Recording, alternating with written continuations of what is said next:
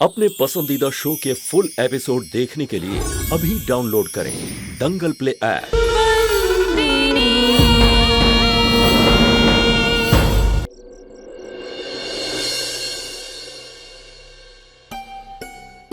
अब तक तो पापा और संतू को आ जाना चाहिए था। लो आ गए धर्मराज। पापा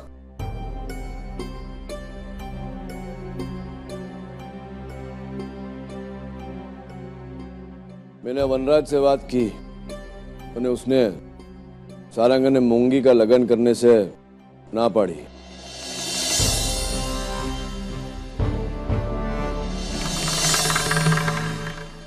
पर मैंने समझाया तो मान गया।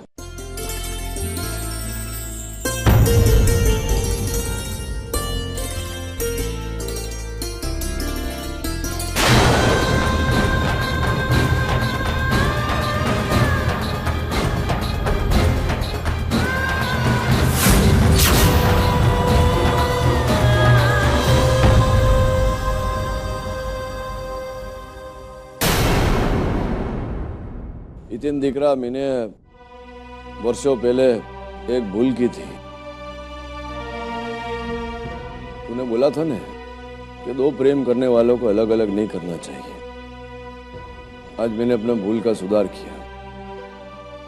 बराबर बोला था तू। दो प्रेम करने वालों को मिलाने में जो खुशी होती है ना, उसका आभास आज मुझे हुआ। ये तो बहुत अच्छी बात है पापा, क्योंकि हम सब तो यहाँ सोच सोच के परेशान हो रहे थे कि वनराज जी क्या कहेंगे, कि वो इस रिश्ते के लिए मानेंगे या नहीं। इसका मतलब ये है कि हमें लगन की तैयारियां शुरू कर देनी चाहिए। हाँ, बात बरोबर है तारी। ठीक है चल।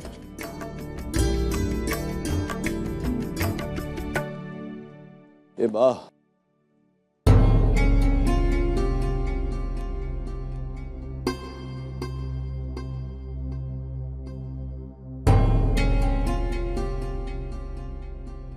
शुभा, मैंने अपना कर्तव्य निभाया, बरोबर किया ने? हाँ, कर्तव्य निभाया गया है, पर किसने निभाया वो एक सोचने की बात है। तू कहना क्या चाहती है? बोलना, साफ साफ बोलना। जो भी कुछ किया वो संतू ने किया है।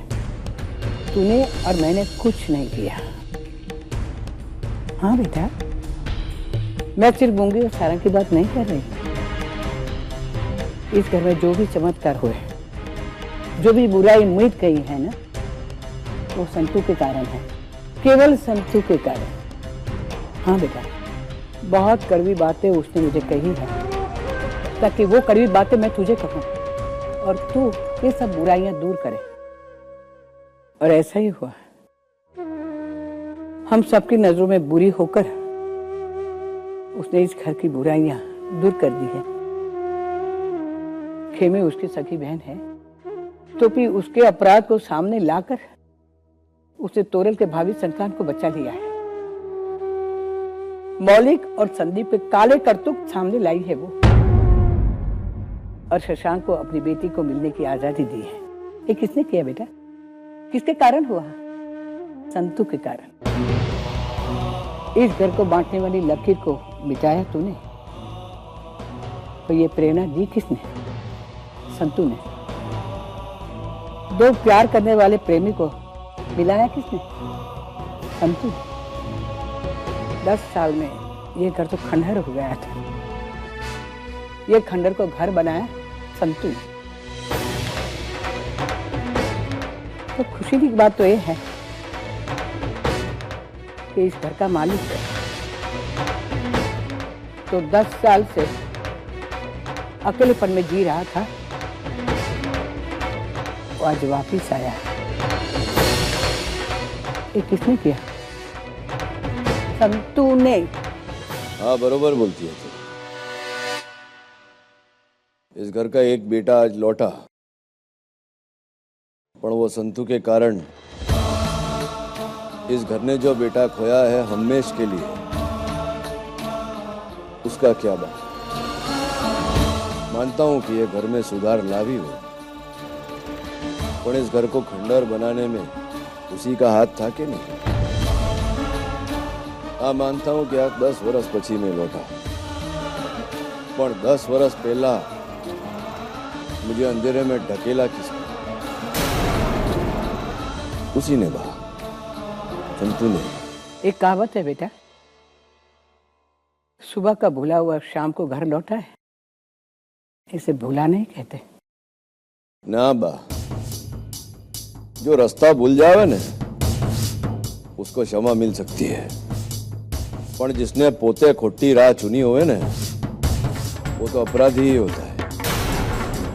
प्रायश्चित के बाद भी, दंड भरने के बाद भी?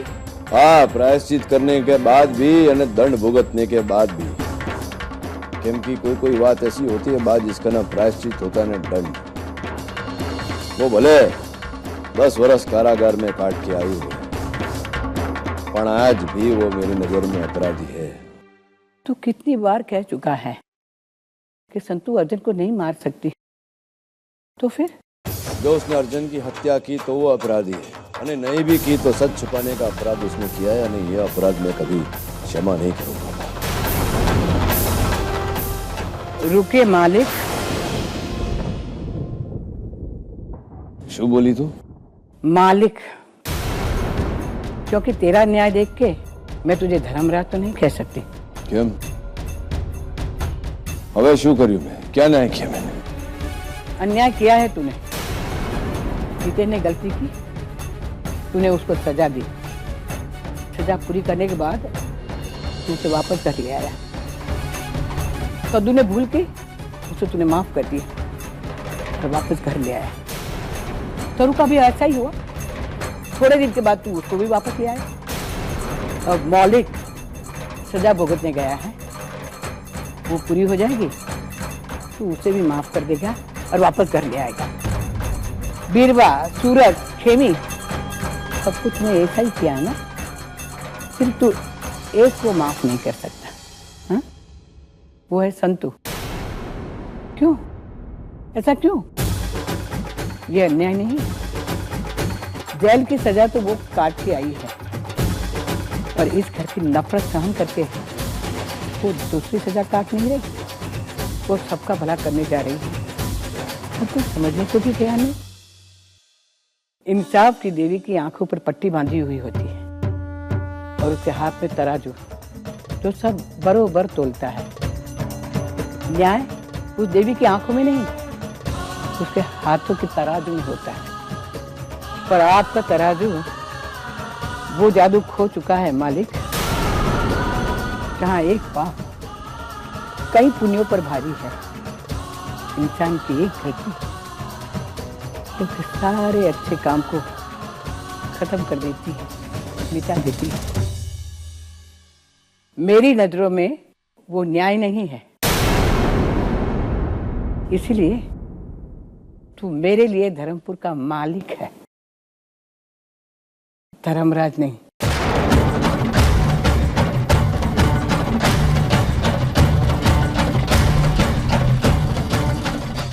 अभी डाउनलोड करें दंगल प्ले ऐप।